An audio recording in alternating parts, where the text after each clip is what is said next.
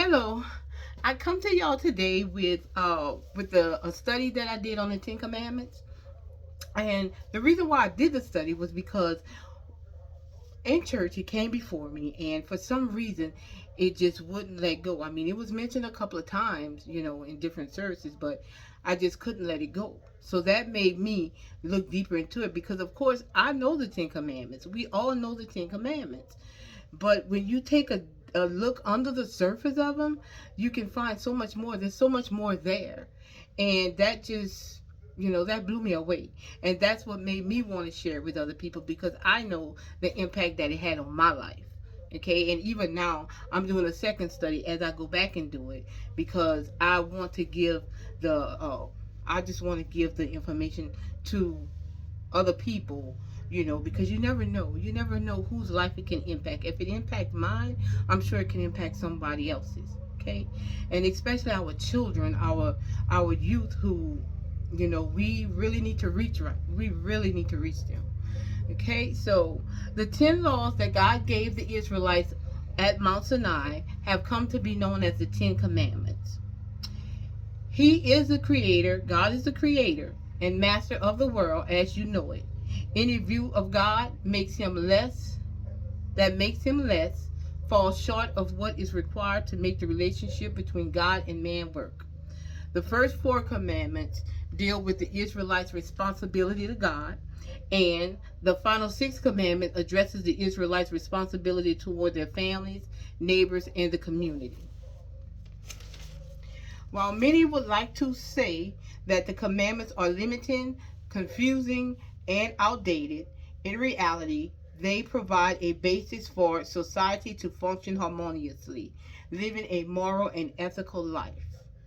Okay, so I mean, they tend to look at them as a set of rules, and you don't want to get into rule keeping, but at the same time, you want to have a standard to live by, and when you fall short of that standard, you do all you can, and then when you fall short of that standard, you ask God to forgive you, and you turn away, you repent, and you turn away from that behavior, and I think looking at this deeper is going to help people to see what's under there and what they're doing, what they may be doing that's not right, that they can ask God for forgiveness for a turn away and better their lives. Okay, so the Ten Commandments were part of God's moral law. All the laws served as guardrails and teaching tools to help the Israelites understand God's expectation and to demonstrate to them that they could never live up to those expectations through their own human efforts. Okay, and you can find that in Romans 3:20. The good news is only good news if a sinner recognizes the death sentence they face due to their unbelief and consequent sin. The Ten Commandments act as a minor to reveal the faith that only Jesus can erase. Not faith, the filth that only Jesus can erase. Exodus, and this one is found in Exodus 22 and 3, but the Ten Commandments are found in Exodus 20. So the first one is God says, I am the Lord your God who brought you out of the land of Egypt, out of the house of bondage. You shall have no other God before me. God is not to be viewed as one God of many, or even as the highest among many. He is the one and only God. It was He who had the power to bring His people out of bondage in Egypt. He alone cared enough for them to choose them to be His own, and He alone delivered and protected them. For this, He declares that He alone deserves to be worshipped and reverenced. No idol made of wood or stone is God. Idols are deaf, dumb, blind, and powerless. And that's Isaiah 44:18. Worship of things in creation themselves, not just images, is wrong in the eyes of God. That's Romans 1:25. So we are not to worship angels or any other things or other supernatural beings. God warns against the worship of material things also. No one can serve two masters.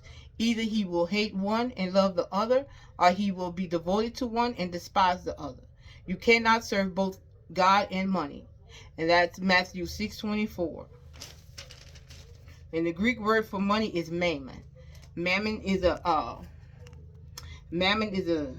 spirit, and we'll get to that at another time. But I'm going to keep on going with this one, and I'll bring y'all mammon at another time, probably tomorrow. Blessed is the man who makes the Lord his trust, who does not look to the proud, to those who turn aside to false gods. Okay, so that's Psalms 40:4. So that's all I have for y'all today. That was just a little background before we really get into it. And then I'll do one a day, and we'll keep going until we finish, till we get through all 10. Okay, so y'all have a blessed rest of the day. I will talk to y'all soon. Love y'all. Bye-bye.